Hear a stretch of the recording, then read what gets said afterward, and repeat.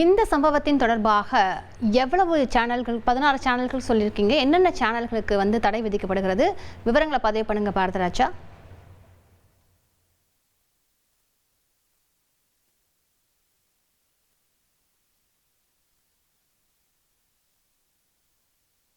பாரதராஜா, இது தொடர்பாக எந்தெந்த சேனல்களுக்கு தடை விதிக்கப்பட்டிருக்கிறது? பாரதராஜா, கண்டிப்பாக இந்த 16 யூடியூப் சேனல்கள் தடை விதிப்பதற்கான முக்கியமான காரணம் என்ன என்று பார்த்தால், பஹல்காம் பயங்கரவாத தாக்குதலுக்கு பின்னர் இரு நாடுகளிலுமே பதட்டமான ஒரு சூழல் இருக்குது. இந்த நிலையில ஒரு குறிப்பிட்ட சேனல்கள், அதாவது அந்த 16 சேனல்கள், டான் நியூஸ், சமா டிவி, அரே நியூஸ் மற்றும் ஜியோ நியூஸ் உள்ளிட்ட 16 பாகிஸ்தான் சேனல்கள் இந்திய பாதுகாப்பு படை அதே போல ராணுவத்தின் மீது தவறான தகவல்களை பரப்புவதாகவும் சமூக நல்லிணக்கத்தை குலைப்பதாக கூறியும் அது போன்ற செய்திகளை வெளியிட்டு இது இந்திய ராணுவத்திற்கும் பாதுகாப்பு படைக்கும் தங்கள் நாட்டு மக்களையே எதிராக திருப்பும் விதமாக அமைந்திருப்பதாக அந்த செய்திகளை வெளியிட்டிருப்பதாக கூறிதான் இந்த 16 சேனல்களும் முடக்கப்பட்டிருக்கிறது.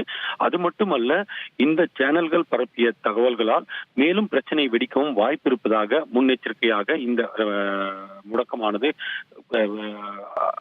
அமல்படுத்தப்பட்டிருக்கிறது. அது மட்டுமல்ல, ஜம்மு காஷ்மீர் பகுதியில் இது மிகப்பெரிய ஒரு பிரச்சனையை உருவாக்கலாம் என்ற விஷயமும் பெரிதாக பார்க்கப்படுகிறது. ஏற்கனவே இரு நாடுகளிலும் அந்த போர் மூலம் அபாயம் தற்போது நிலவி வருவதால் இந்த விஷயம் முன்னெச்சரிக்கை நடவடிக்கையாக பார்க்கப்படுகிறது.